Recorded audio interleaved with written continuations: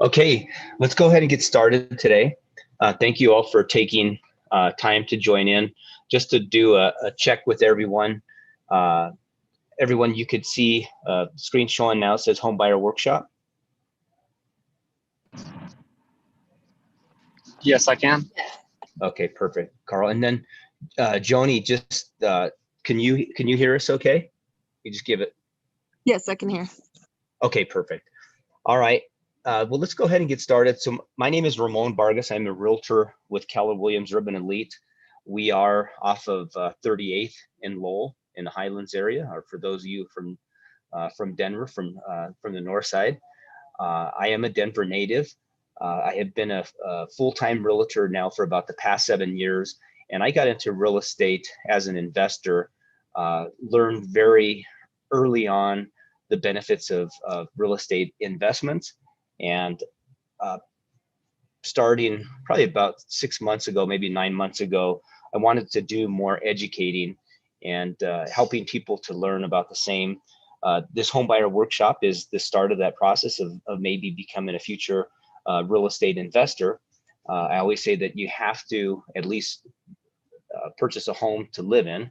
You got to pay rent or in any case, so why not start with the home that you live in? Before we get started, is there anything specific that somebody would like to learn about the home buying process?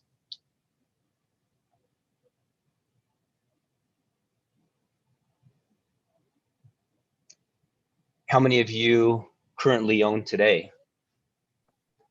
I do. You own? Okay. I'm looking, I would be interested in learning more about like taking the equity that I have in my home and moving that towards an investment. Okay.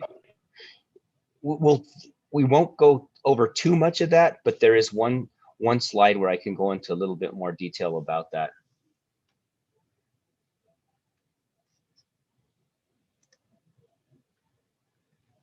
So I'm going to move something over.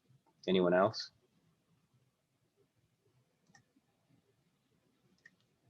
Okay.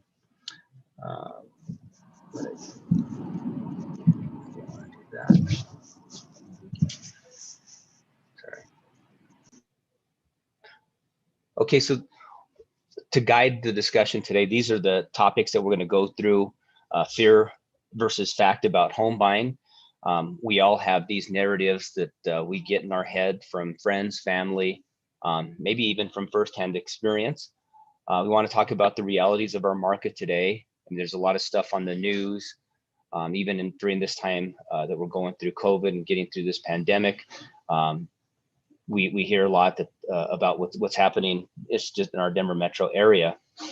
We'll walk through the 6 simple steps to home ownership. We'll talk about the financing, and then we'll go through the next steps in order to move the ball forward. So one of the most common fears that we hear is, I can't afford to buy a home right now. And the reality is that unless you actually sit down and do the math, and we encourage you to connect with a lender. So the sort of people that are part of this process, you have a buyer's agent who would help you, represent you in finding a home, getting it under contract. You would have a seller who's wanting to sell a home. They typically work with the seller's agent in order to get their home marketed and also to get them through the contract. You have a lender. Most often, unless you have $100, $200, $300,000 set aside that you saved up, or maybe that was given as a inheritance, most oftentimes you're going to go through a lender. So we really encourage you to take the time to sit down with a lender, so the lender could look at your full finances and to get an idea of what your debt to earnings ratio, and also to evaluate if there are any programs that might be available to you to allow you to put down less money than what the normal amount is. And it's typical that on the lower end, you can get as low as about 3.5–3% down of the purchase price. And we'll talk more about that. Another common fear. So I shared that I started into real estate about 7 years ago. And people were saying at that time, hey, I'm going to wait to the market's going to drop, and I'm not going to get in right now. The market's too high. And again, the reality for an argument like that, or a fear like that, is that if you need to get into a home and it's your primary residence, maybe the discussion would change. In the scenario that Michelle was mentioning, hey, I want to just figure out how I can use the leverage to buy my second home. But in the scenario where I need to find a place to live, I'm paying rent, I'm living with the family member, I have a solid job where I could afford to make the mortgage payments, I'm paying rent, and I had never missed a rent payment. It's okay to get into the housing market, because as long as you can make the mortgage payment, no matter whether the market goes up or down, you're going to be okay, because your monthly rent, your monthly living expenses as it relates to a home is normalized. Another fear is I don't have money for the down payment. And it's just like anything in life, is that if there's a will, there's a way. If you put energy and attention into something that you want, you can make it happen. And maybe you don't have the money right now, but there are ways to save in order to get your down payment together. And especially during this time where we're so connected with apps, and things are actually very easy to do. You could pick up sort of side hustles of doing everything from, maybe a Lyft or Uber driving. I just heard of another app recently called the TaskRabbit. So you can help people out with different things that they have to do, and maybe that's running errands or helping out with with something around the house. So there are ways that you can gather that down payment money together. It could also come from a gift from a family member or a friend. And we could talk about how you get money into your bank account and how much time that it needs to source in that bank account. But there's ways to get that down payment money together. Another common fear is I can't afford to buy my dream home. Well, the sooner that you get into a home, maybe your first home, it doesn't have to be your dream home, the more able that you will become in someday buying that future home. And the reason is that homes tend to appreciate. At least that's been the scenario since nearly the beginning of property in the United States. As we've been able to start purchasing land, property has appreciated in time. Now there's certain times in history where maybe that levels out or where things drop, but over the long term, which real estate is, it's a long-term investment, property values tend to go up. And if property values are going up, someday you'll have that equity in your home. So that's the difference between what you owe versus what your house is worth. That's equity. You can use that equity to put down on your future dream home. So don't let not being able to buy your dream home today inhibit you from considering to move forward. Some other common fears: I can't afford a home because my credit isn't very good. The same thing as on the first fear about I don't have enough money. The same thing with credit. If you start working with a good lender, and we certainly have referral partners and people that we've had good experience working with, they can pull your credit report. And because we do this all the time in our industry, we can work with you to come up with a plan to help you improve your credit and help that whole thing happen quicker. I had a family member, a cousin, that wanted to purchase their first home, and it's a young family. I think they had four or five kids. It was a blended home between, dad had some kids, mom had some kids, and they're like, hey, our credit wasn't good. We had some financial things going on. We said, okay, well, let's start working on the plan now. And it took about 9 months to a year to get them ready. But again, it was important to them. They put effort in, and they were able to resolve those credit issues, pay down some debt, resolve some things that were affecting their credit, and they were able to buy. So it's finding out where your baseline is and what things you have to do, if there's some things you have to do to still get ready. Another fear is I should wait until I'm certain about my domestic future. My domestic future is, hey, I'm at a time where I'm looking to meet somebody. maybe I want to get married, or I would like to have a long-term relationship, and how does owning a home play into that? Well, the same thing is if you, as your dream home, right? If you purchased a home and hey, getting married in the next 2 years, well, now you have some equity in your home where you and your partner could either live in your home and you both continue to save some money and do some home improvements and put value into your home. Maybe you make that a rental property, is sort of Michelle was alluding to, and leveraging the equity in that home and then buying your other home. So it gives you something to bring to the table in terms of finances that can help empower both of you to get to another position that you may want to. And again, that could be getting closer to your future dream home. So don't let your domestic future sort of limit your thoughts. And even if you've been in a long-term relationship and it's not quite going someplace, a home could be considered an investment. And if you can do an investment with someone together, you can easily work out the legal documents to say, hey, if something happened and we split up, we either continue to keep the property as a rental property, we split expenses, we split the profit that we have each month, or maybe we say, hey, it's just not going to work out, I don't want to be connected with you, let's sell the property. So again, you have something that you could do and you could work through, even if the future isn't fully put together at this time. Buying a home seems way too complicated. So nobody's ever going to tell you that buying a home isn't complicated. But if you're working with trusted professionals that do this day in and day out, we're going to guide you in the process to buying a home and leverage our knowledge, our resources, the other people around you, to make this a process that should flow relatively smoothly, and to be able to advise you or work through things even before they become a challenge. So the one thing that we all want to try to avoid is the fire drills where something went wrong and it becomes a big stress. So if you're working with a professional that's experienced in the process, they're going to guide you to work through those things in advance. And even to the extent of, hey, let's work through to get your finances, your lending file, your qualifications, your approval by the lender totally solidified even before we go to start looking at houses. And I know that some of you on the call may have heard people meeting with the realtor on Friday. They connected with a lender, and by Saturday they were looking at homes. Well, in certain scenarios, depending on the financial qualifications, that could be a real possibility.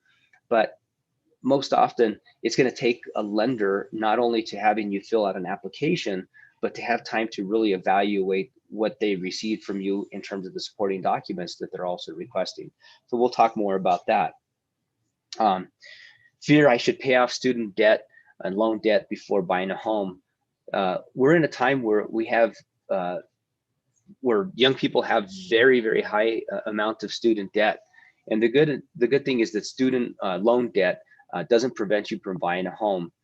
If you're making payments on time and your earnings are good and you're still keeping good credit, having student debt is not gonna limit you.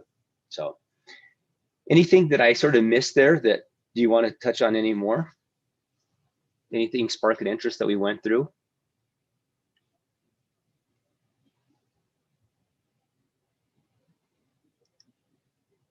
Okay, so one of the beauties of home ownership, and for most people that didn't have the opportunity to sit in a home buyer workshop, or maybe to have the advice and guidance of a good realtor, buying a home turned out to be the most accidental investment that they've ever made. And I'll give you a scenario. I have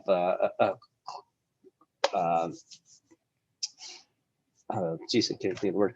I have a client that I'm working with right now, and her dad is at the age where he's getting older and he's concerned about his assets and how he's going to transfer them to his daughter. Now, this is a working class family. They're not from an abundance of wealth. It was just the dad buying a home, living in the home, paying the mortgage. The house is appreciating, and in time, now he has this nest egg of over $300,000 that again, it turned out to be this best accidental investment, because this is now something that he can leave to his daughter and to his grandchildren to start their financial future. And not only if, having that home, he has the potential to use that money for something that he needed. Maybe he wanted to spend that money before end of life and he wanted to take vacations and do some other things. Again, now he has that money. So you're buying a home, you're paying down monthly, and it's typically over a 30-year loan. And during that same time, houses are appreciating. So that equity, the amount of money between what the house is worth to what you owe on it, continues to increase. And this is just shows sort of an example over on the slide. If you look, hey, I'm putting $15,000 down on this home. Maybe in 15 years, I've paid down $280,000 of this home, but at the same time, this home has continued to appreciate. So I've also gotten value that way. Right now, we are in a time of historically low interest rates. When I first bought my home in about 96, I think the interest rate was about 7 or 8% there. People were still buying homes, but we're in a time where interest rates are very low. In fact, I think we hit the lowest ever about a month ago. I think it was about 2.67%, and this was on average for a 30-year note. Long-term investment grows. So we talked about equity buildup. We talked about value appreciation. We talked about debt pay down. So your investment in this home, from those initial dollars that you put in, it's continuing to grow. And for some more advanced conversations, if you then converted that home into a rental property, you can see now somebody else is paying down your debt while you get a chance to take advantage of that equity buildup and value appreciation. The beauties of home ownership is you have the stability of your monthly expenses. For those of you that are from the Denver metro area, we know that homes have increased significantly. In fact, I was doing an evaluation last night for another class that I'm going to be teaching, and I just picked a neighborhood in Aurora. In fact, I use one of these properties in this neighborhood as a property to show you an example.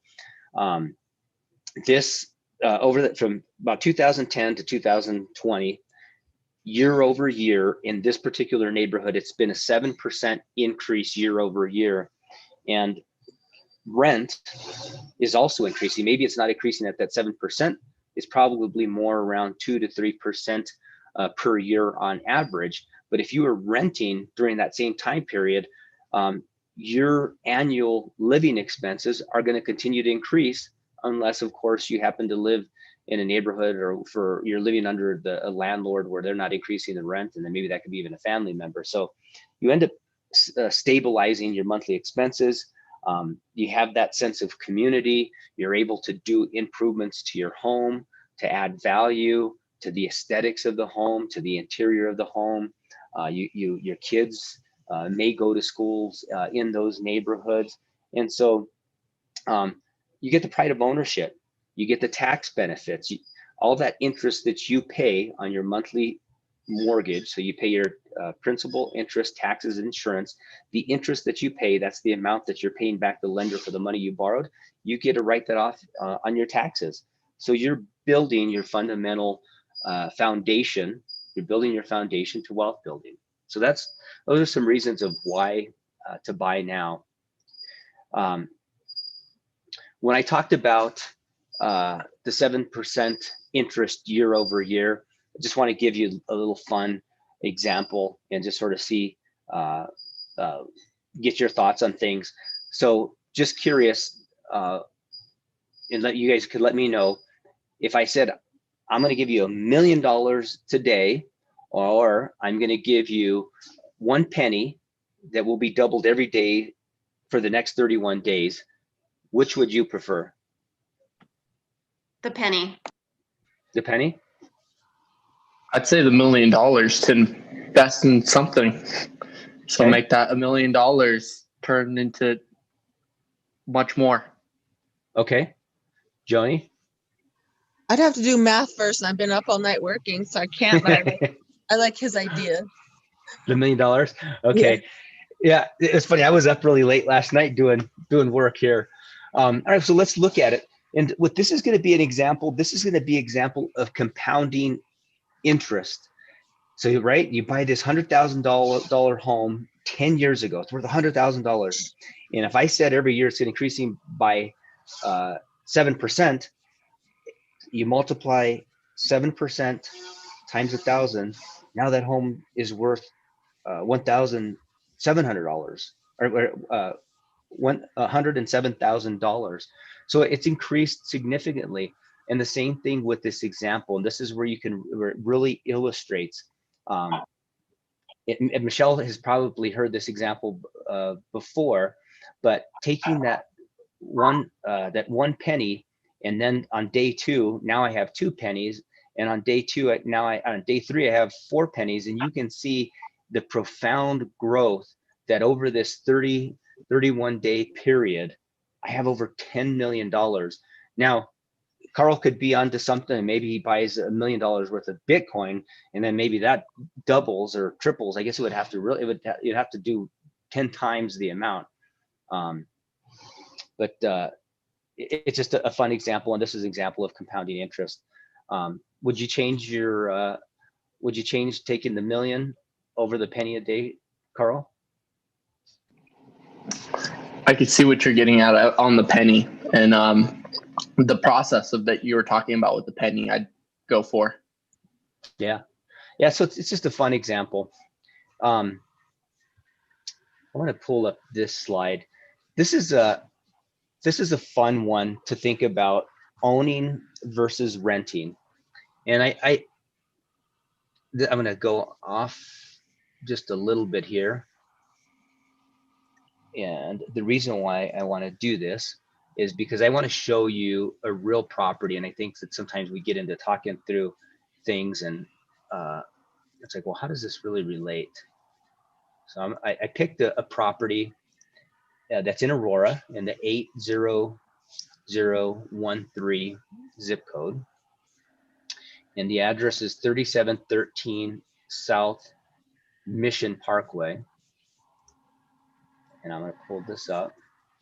And this property just closed, I think maybe last week. And I just happened to find it as an example because I thought the price that the house was listed for was a good price for somebody that was a first-time home buyer. And so let's just look at the picture. So just a map so you're familiar with that. So this house was for $421, and this is roughly off of Chambers and Quincy, between Chambers and Hampton. Okay, and this is the Mission Viejo neighborhood in Aurora. And results.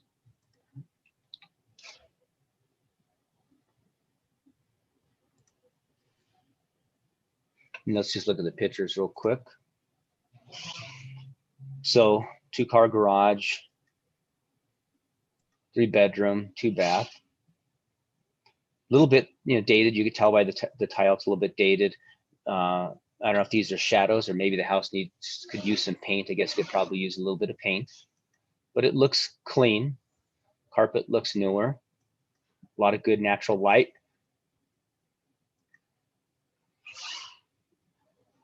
Kitchen looks clean. Nothing fancy.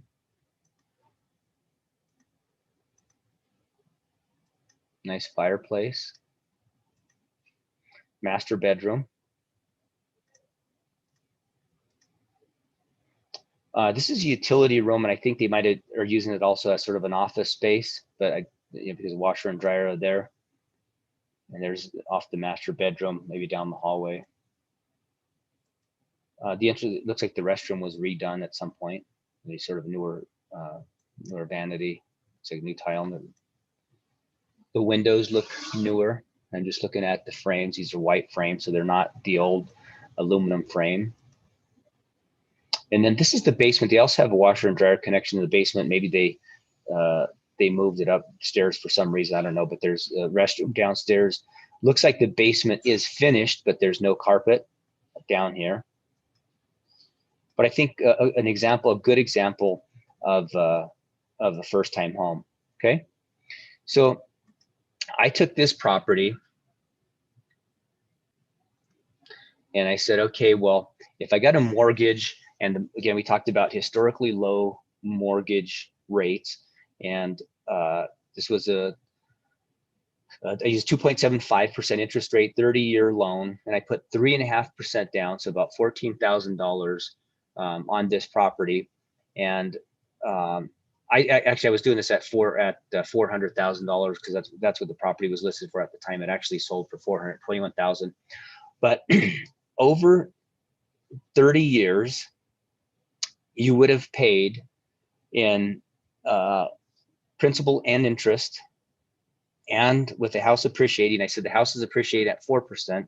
And you remember, I took that, I just did an evaluation of that particular area because I want to use this area in my examples. It was a random area that I picked. On average of the last 10 years, houses in this area were appreciating at 7%. So this would even have been higher. But let's just say that you said this house is appreciating at 4%.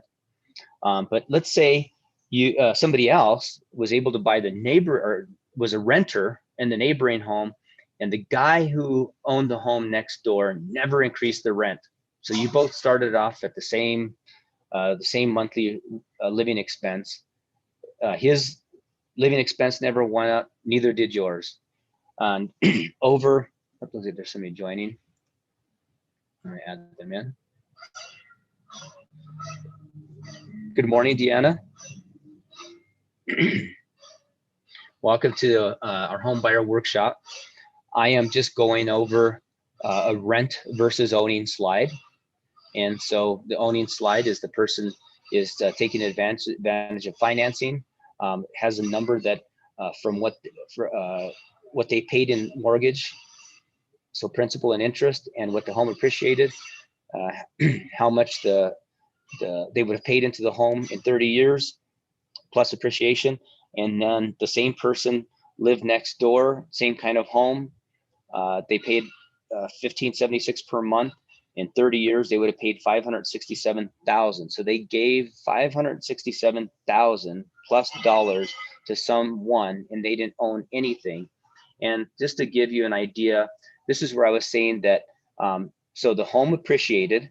So you take $400,000, and if it appreciated over 30 years by 4%, that home is now worth $1.325 million.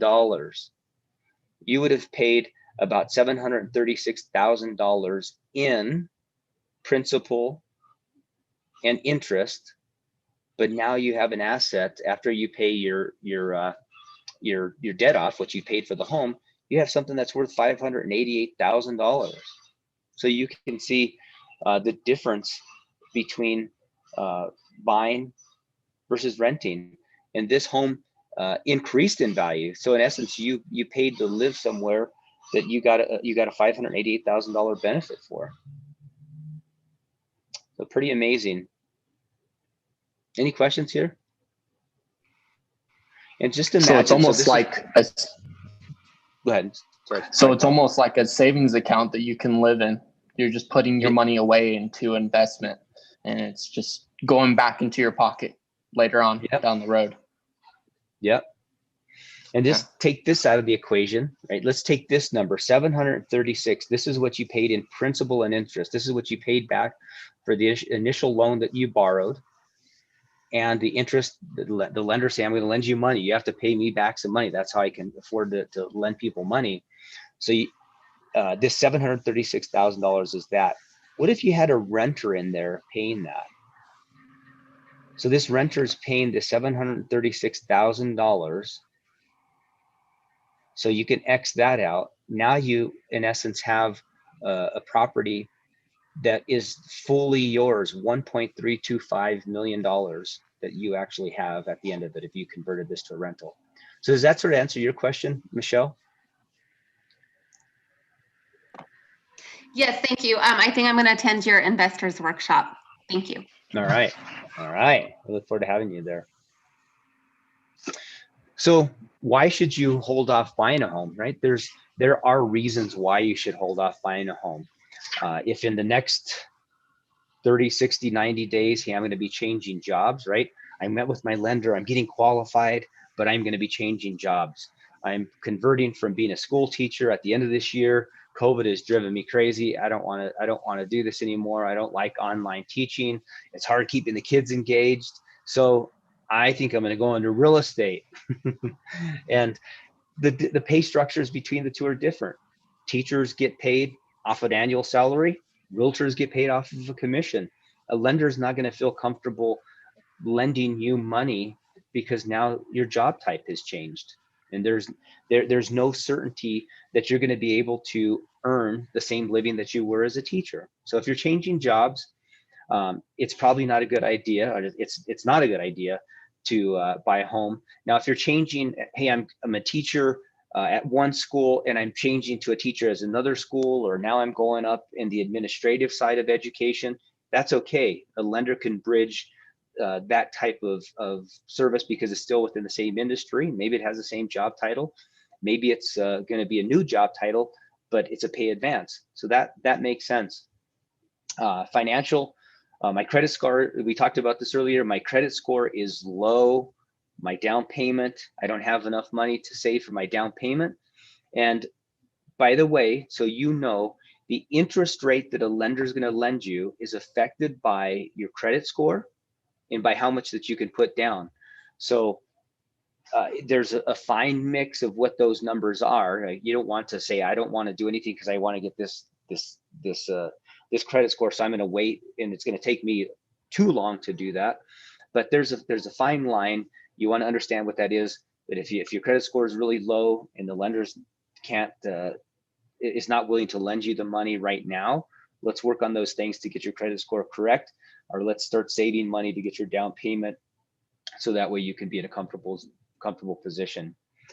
Too expensive, house poor. This one is a little bit interesting. When I bought my first home in about 96, I always remember the realtor saying, he's like, Ramon, buy a house, the most expensive house that you can find, because from this time forward, you're likely to continue to increase your salary, right? You're going to grow in your profession.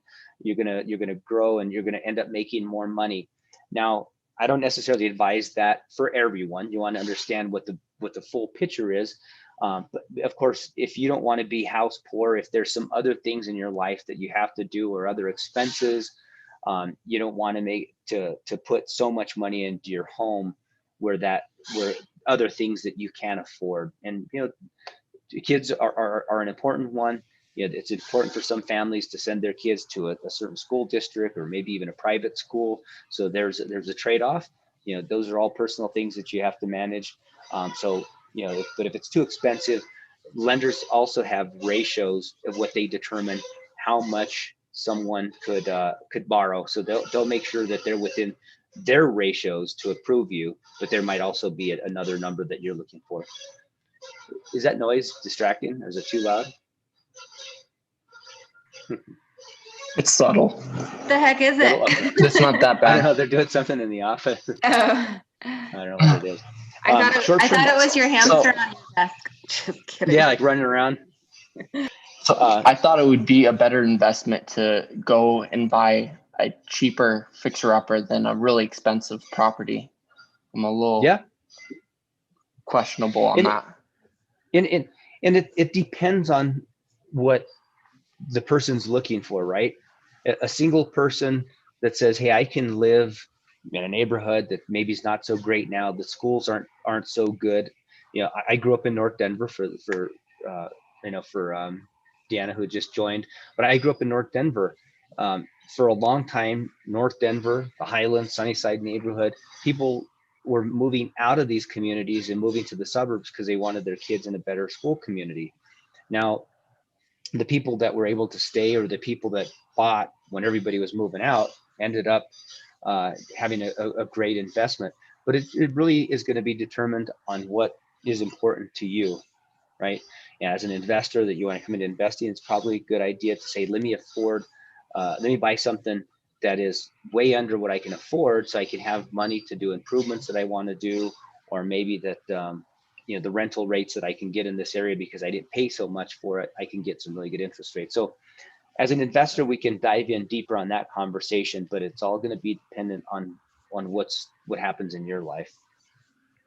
Right. The next term, short-term interest, short-term ownership. There are expenses that you encounter with buying a home, and there's also expenses with selling a home.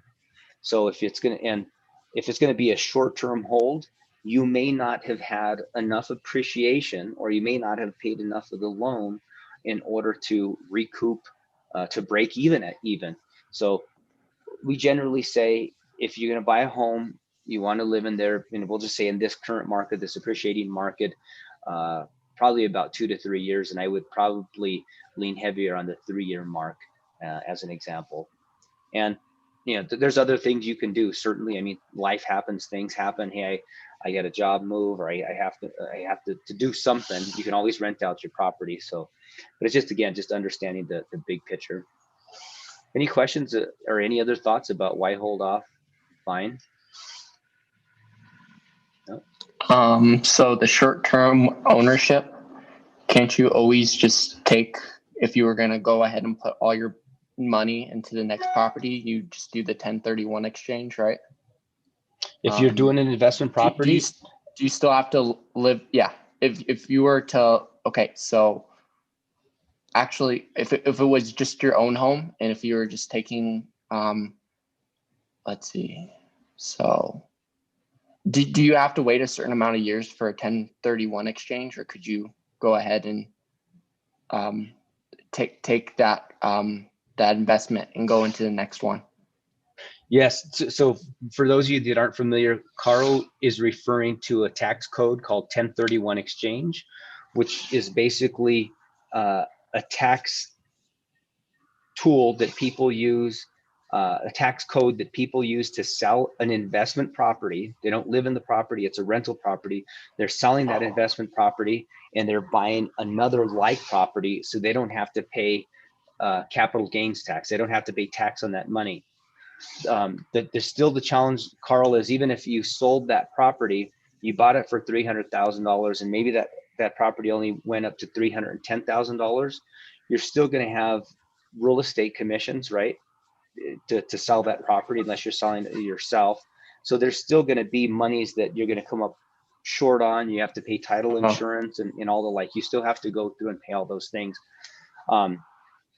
Just since I jumped off to an investment properties, keep in mind that if you're buying a home as your primary residence, which we're covering in this class is a home buyer workshop for somebody to buy their first home. If you sell that home and it was your primary residence and you lived in there for 2 of the last 5 years, you don't have to pay capital gains on the equity or on the gain of the property from when you first purchased to what you sold it at. So let's look at that example, the $400,000 home. I bought this home for $400,000, and in 5 years, that home is worth $500,000. This is not counting what you paid down or anything. This is the basis of what you purchased the property versus what it's worth at what you sell it.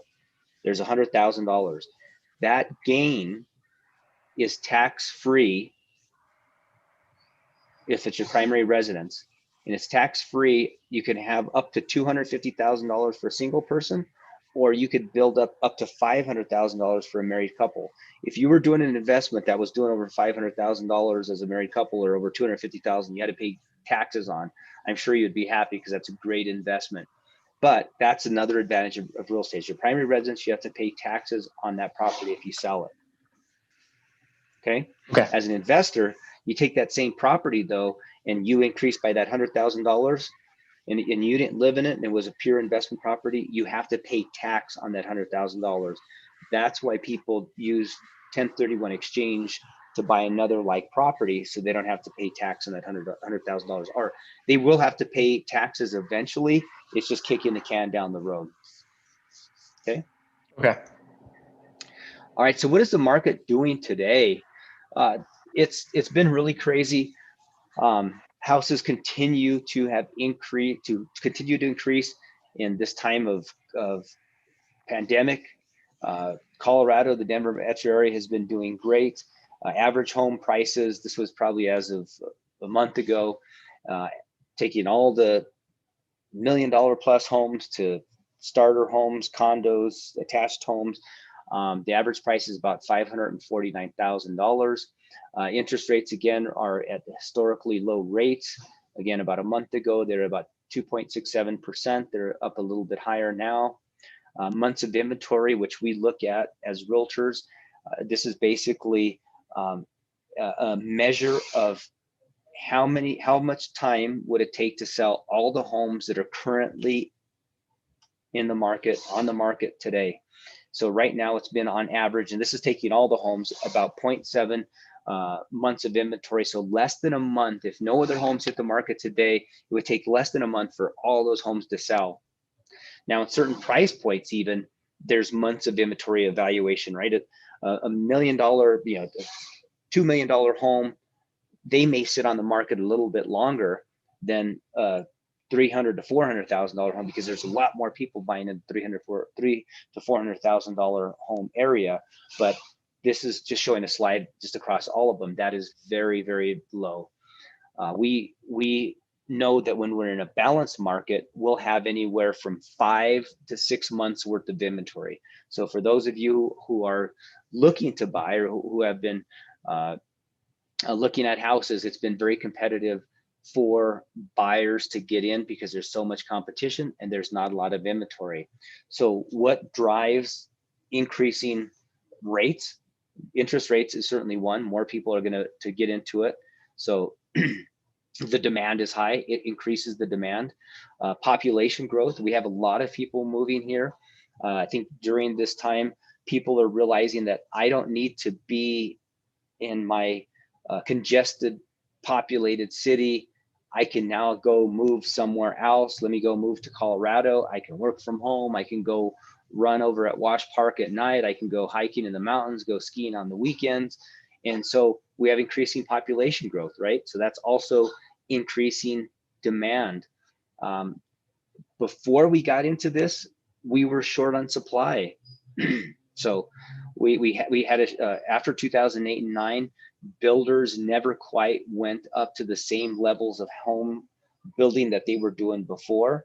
We had trade wars going on last year as well. So the cost of materials was going up, again, making it more costly for builders, and that either they don't build as much, or they have to increase the cost on the items that they have. So if you have high demand, or if you have high demand and low supply, prices continue to increase. That's what we're experiencing. From all the indicators that we have today, it looks like that trend's going to continue. Now, maybe we're not going to have these same 7+ percentage rates next year. It's yet to be determined, but it's still going to be a positive growth rate. So 6 easy steps to home ownership. Step 1, right? You got to hire an agent. The agent is going to represent you to buy a home.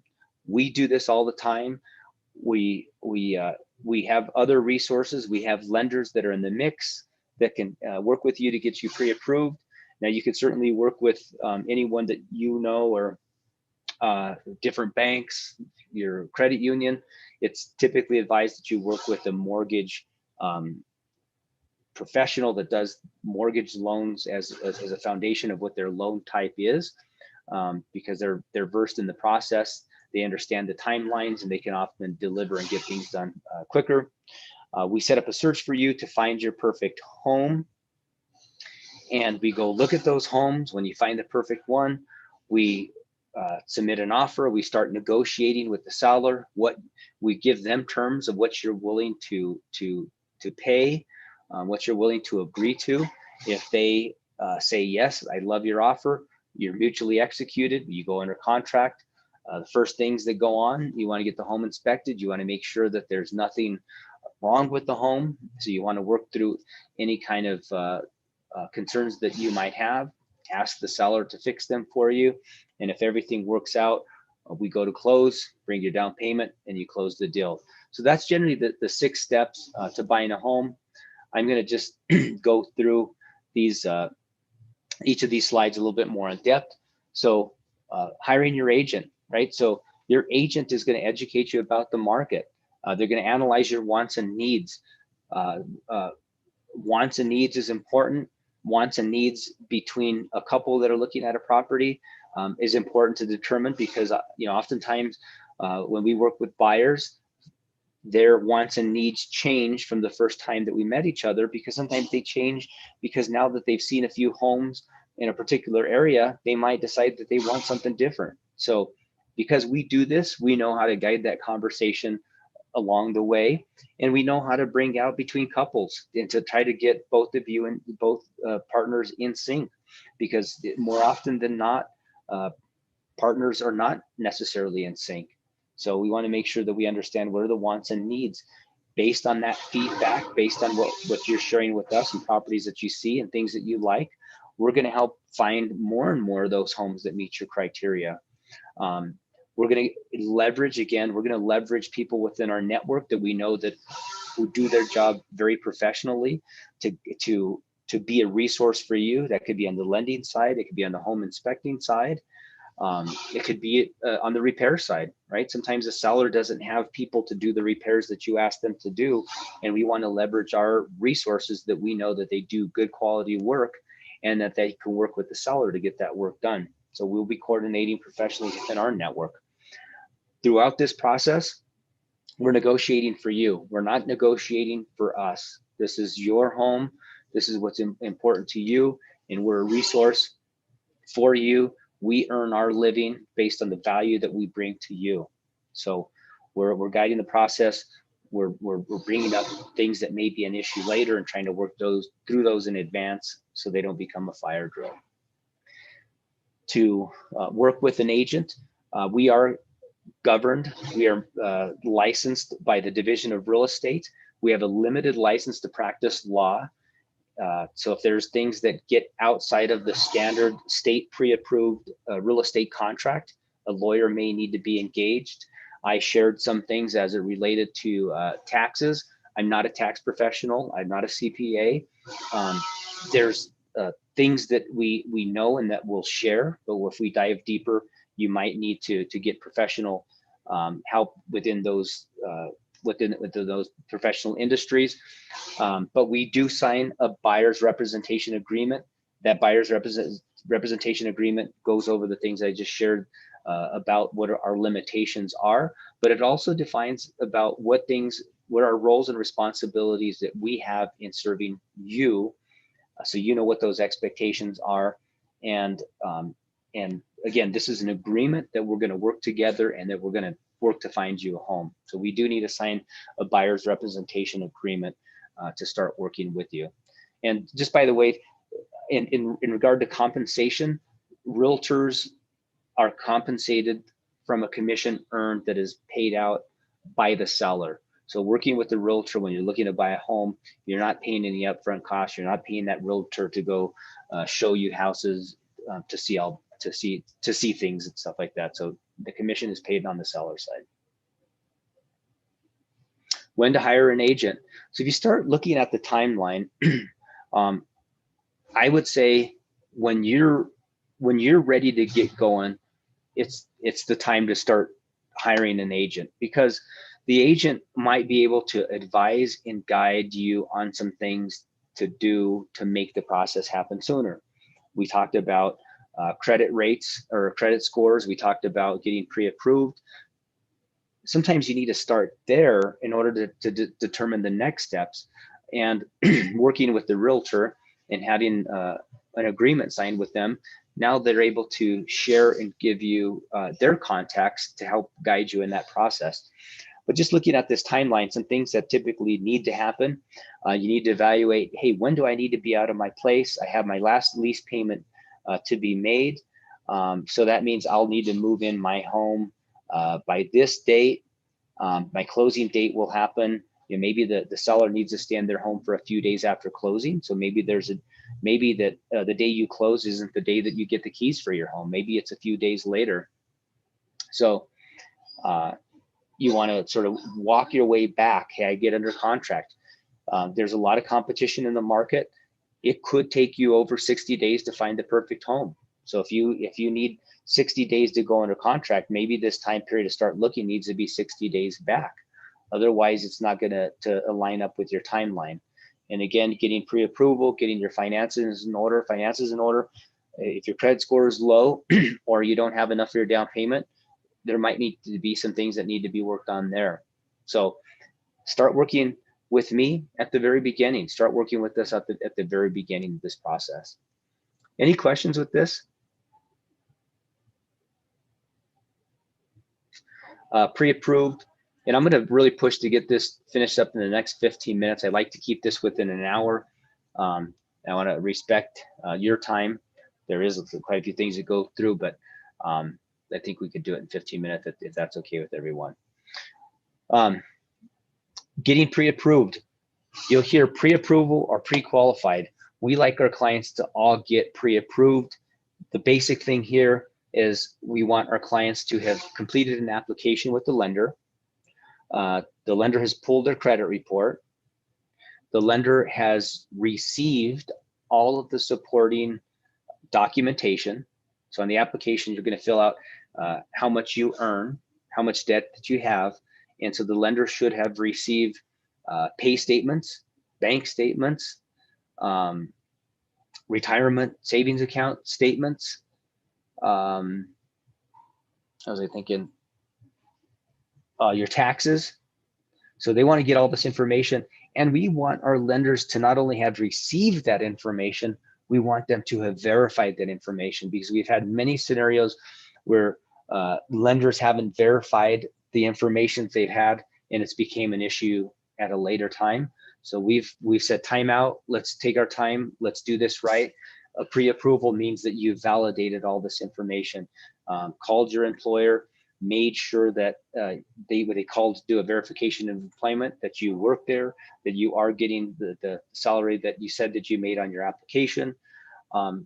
We also wanted to make sure that they validated and verified your taxes. So your taxes is part of that. Not only do you submit a copy that you had done at your local tax preparer, but they get a verification from the IRS that they've actually been submitted. So we want our clients to get a pre-approval, not just pre-qualified.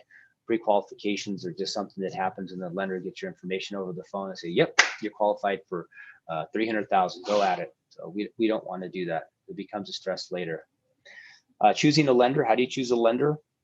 From your realtor. Again, we know great industry partners. Our goal is to get a deal closed. We want to get our clients into their home with the least amount of stress in the process. And of course, we're going to want to work with people that are good at what they do.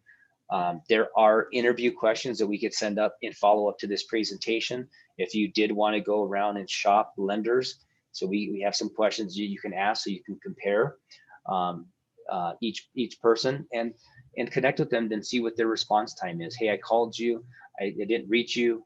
How long did it take you to get back with me? Did I have to call you multiple times for you to reach, to get a hold of you? All those things sometimes are signs of the professionalism and the way the person runs their world. So there are some things that you can do on your own, but we can also give you a referral list of people that you can call through. Creating a budget. This is a fundamental. I mean, most of us have an idea of how much our expenses are per month, because we look at our bank account and we say, oh, I don't have any money left. So we often know, but I encourage you to get more structured with your budgeting, because if you really are structured with your budgeting and you understand what your expense mix is, how much that you're expending on particular expenses, then you have the tools that you can see in front of you where you can make adjustments to your budget. So I used to own a hair salon, and we would have expenses, or we'd want the hairstylist to achieve so many haircuts and colors and sell so many products. And the whole fundamental thing is if I wasn't tracking it, I can't manage it because I don't know what's going on. And the same thing with our personal budget. If you're not tracking your budget, it's very hard to manage your expenses. And those super duper whooper lattes from Starbucks, they slip through because they're part of your enjoyment budget, and you don't realize that, hey, this is, you know, $100, $200 a month that I'm paying in Starbucks. So it's good to have a budget.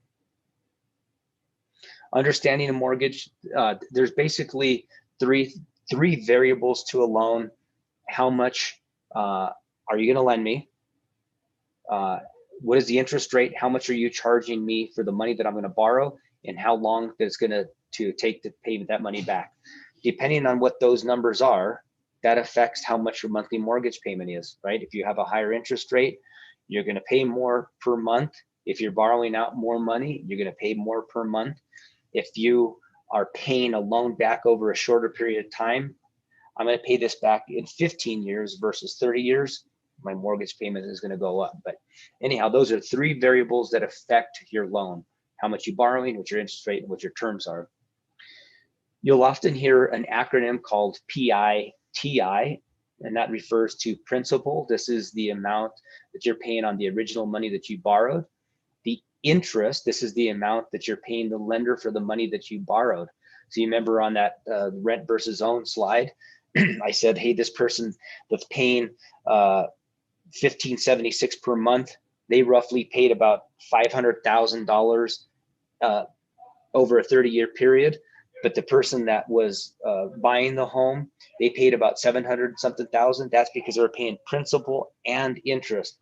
In that example, I didn't even have taxes and insurance, but you have to pay taxes when you buy property, and that's your county tax. That's determined by the county. And you also have to pay insurance. A lender's going to lend you a lot of money, and they're going to want to make sure that that asset is protected.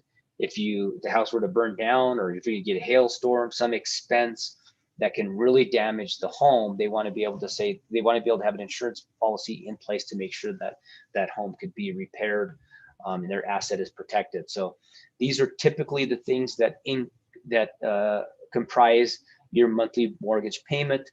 If you are putting down less than 20% down on the purchase of that home, you also have to pay private mortgage insurance.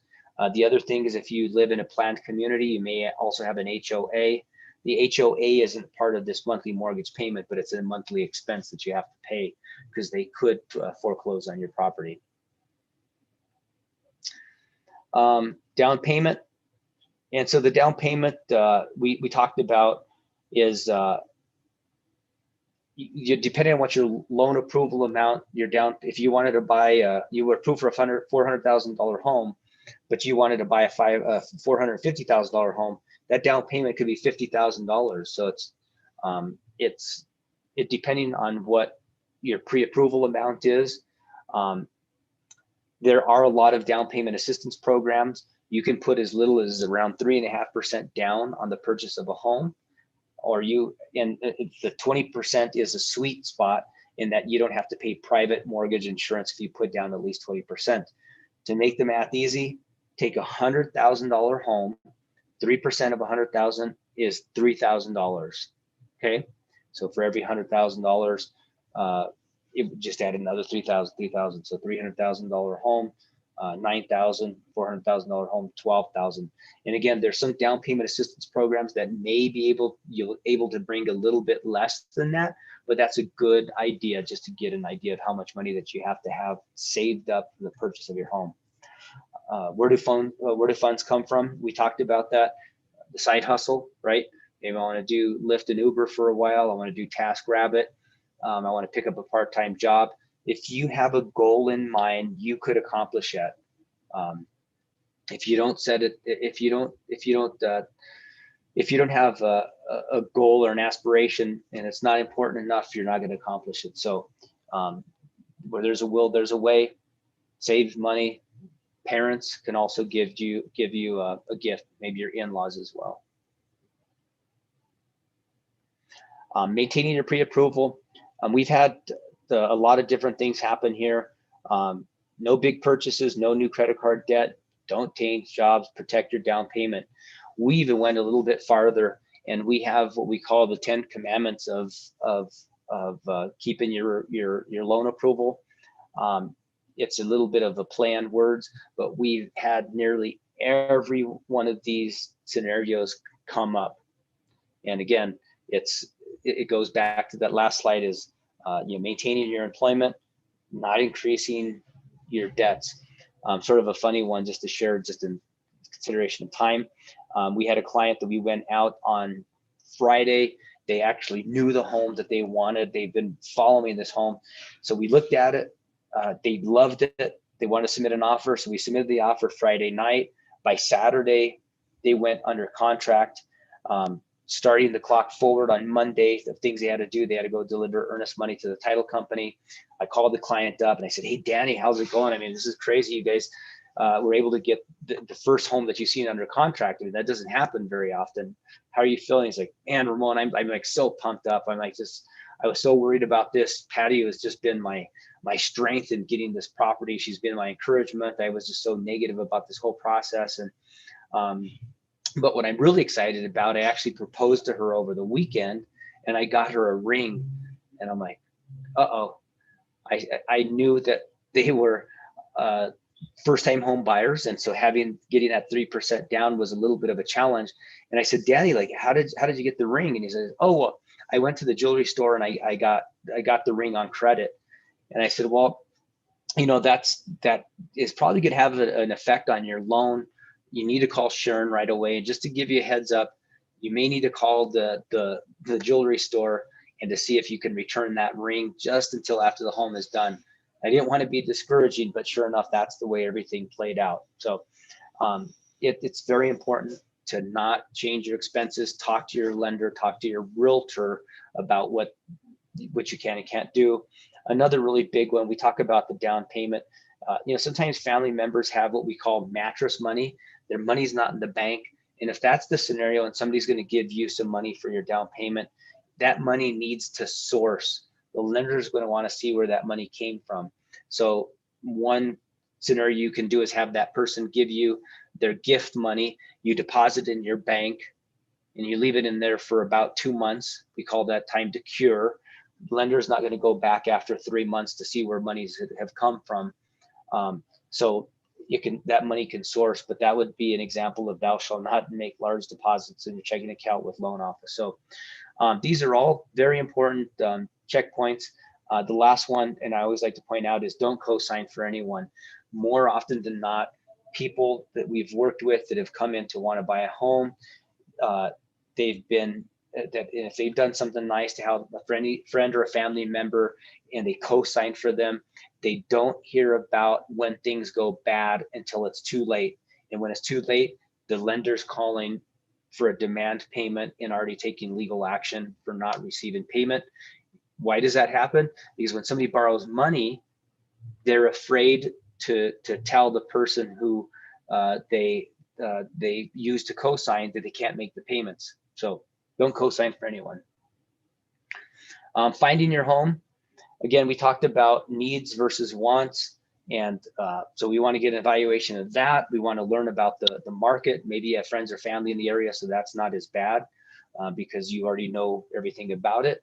Once we go look at homes, I'm sure you'll refine your search. There's going to be things that you were non-negotiable at some point that you might say, hey, I can actually live with that if I can get this house. So it's an iterative process as we go through.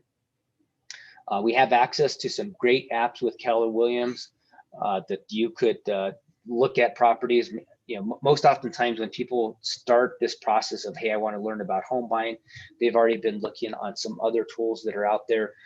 If you're using a tool, for example, like Zillow, just to point out, that tool is a marketing tool to sell leads, client leads to realtors and lenders. So they'll often have bad information there. An example, we had a house that sold not too long ago, and a realtor called me and said, hey, I just noticed your house on Blackhawk. It's on the MLS, it says it's sold, but Zillow still has it active. I was like, that house sold about a month ago. And so what Zillow does is if the house was very popular and a lot of people are looking at it, they want to keep that popular house up so more people look at it and they stay on their website. So be careful, but we can connect you with some apps, RE Colorado, where all the properties are listed. and we actually have a service level standard. We are required by our governing board, the Division of Real Estate, that we have to change our status in our properties within a 24-hour time period. So if we go under contract or the house sells within 24 hours, we need to update that status. So we have some great tools for you. Anybody have been looking at houses? You know, Joni, have you been looking at houses? No, I haven't. No. Okay. So, and Michelle, I know you're always looking at houses. Some things when in finding your home, a lot of times our clients are looking for layout, space, you know, where they want to live, you know, features in the home. I want a garage. I want a jacuzzi. The things that we're going to look at as we start going through the home, we're going to look at the value of the home. We're going to look at for things that might be an issue. We're going to look at resale value. Hey, there's a structural problem. This may come up later when you're going to try to sell it. And we're also going to walk through and look at things that might, even though we're not even in the inspection time period, we want to know that, hey, if this water heater is old and this furnace is old, these are things you're going to have to negotiate on. Or again, if we see there's a foundation problem, we might say, hey, this is not even worth going to look at because this is going to be a lot of work. And even if the seller fixes, it may not be the best property for you in terms of resale value. So those are things we're looking for. Townhome or condo. This is really an example of a shared home. This is, you're attached to somebody else, right? A townhome, somebody can be on the side of you, but not above or below you. A condo, somebody can be above or below you and on the side of you. That would be like an apartment building. The pros of condos or townhomes is they're typically lower price. Their cost per square footage is lower. You don't have yard work because they're common areas. They're maintained by the homeowners association. There's some cool things it has. There's swimming pools and there's maybe gyms that are there. And there's things like just all within your community that you can do. You know, some of the cons for it is you don't get the appreciation rate that you would living in a single family home. The single family home is going to cost more money, and so that, I guess that's part of the pros. You might have you're going to have fees if you're going to live in these planned communities. In a single family home, you don't have those, and you're governed by what that homeowners association, what their rules or regulation. Sometimes it could be even pets, right? I have 3 dogs in the homeowners association. There's rules and regulation. You could only have 2 dogs. So you want to make sure you understand that that could be a con. But again, maybe this could be the start to your first home. It doesn't have to be your forever home. It could be the start to your first home, and maybe something you can deal with because maybe you're living in an apartment now. New construction is also an option. New home options are great. The good thing is they're new homes. Sometimes they come with a warranty. They tend to appreciate during the construction cycle, so you get a chance to lock in a price. So sometimes if there's good deals, the cons to new home ownership is that there's sometimes stuff is not really developed in that community, so you don't really know what's going to fully lay out. Maybe you have to travel a little bit farther than normal to go to the grocery store, to things that you enjoy, maybe the gym. Maybe even schools. Oftentimes they do tend to have schools come up around the same time, but there could be schools not even ready. And then the last real challenging one is not a firm closing date. When you buy with a builder, you use their contracts versus the state approved contracts. And because you're using their contract, it's really written in their favor. Once you find that perfect home, we make and negotiate the offer. So price, how much you want to pay for it, what are the key terms, what are the dates and deadlines that you want things to happen, what are the things you want to negotiate. I want to be able to negotiate if there's an inspection issue.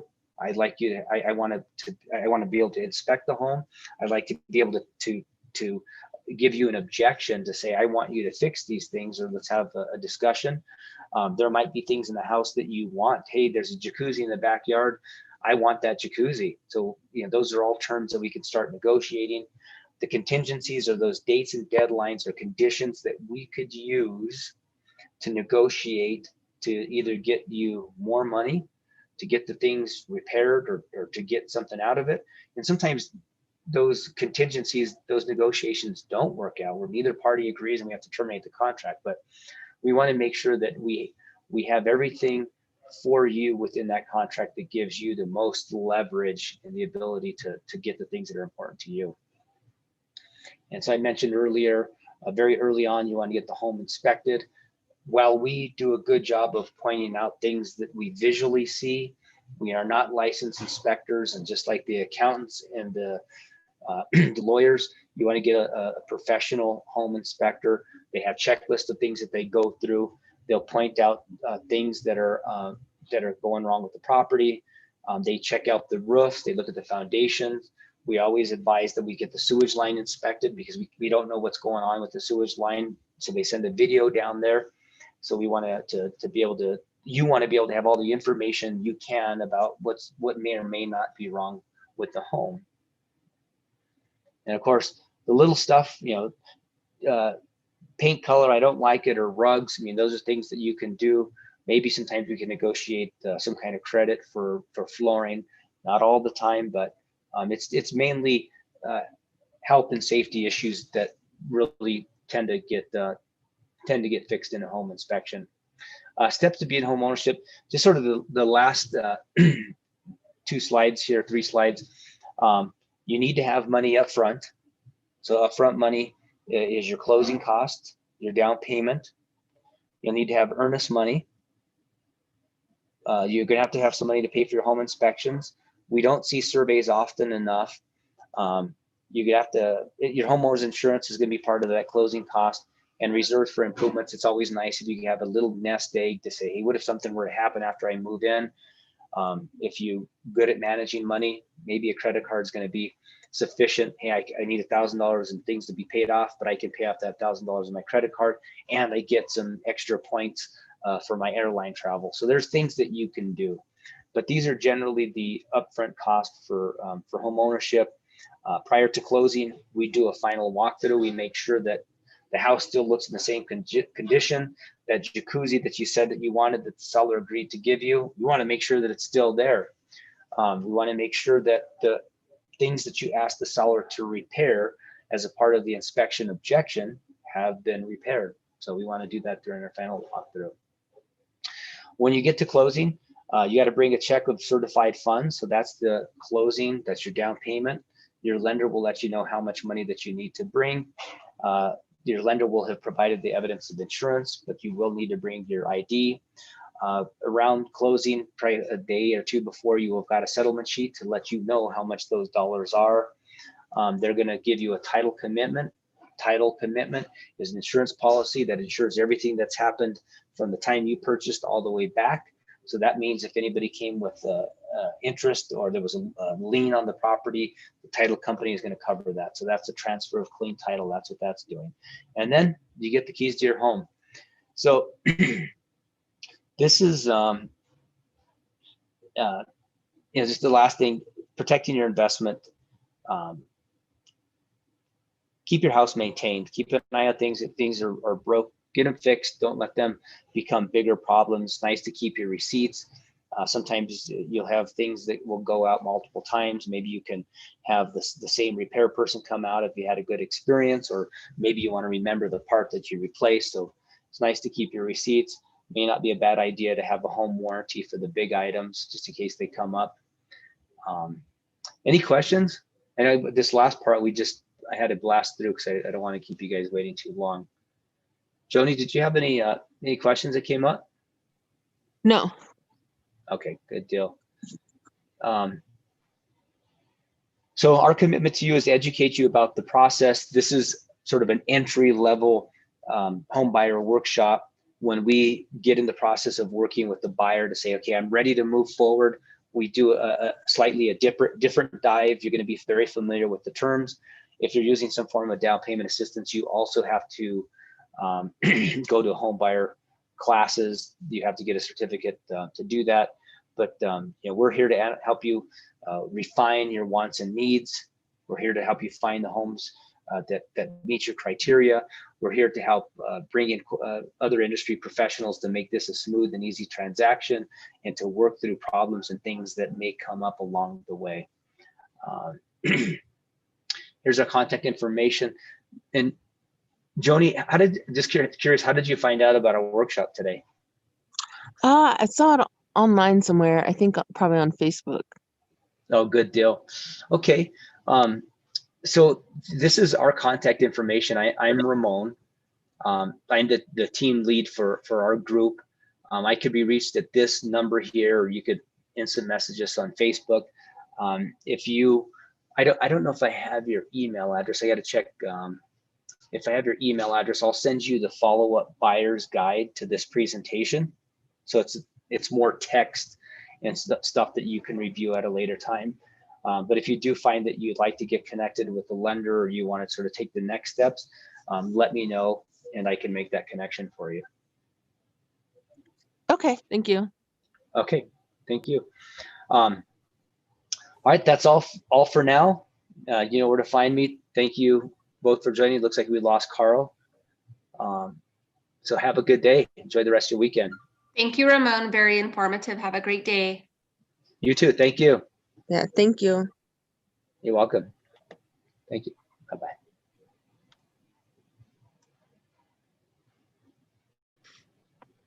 Hi, Ramon. What's going on? Hold on a Okay.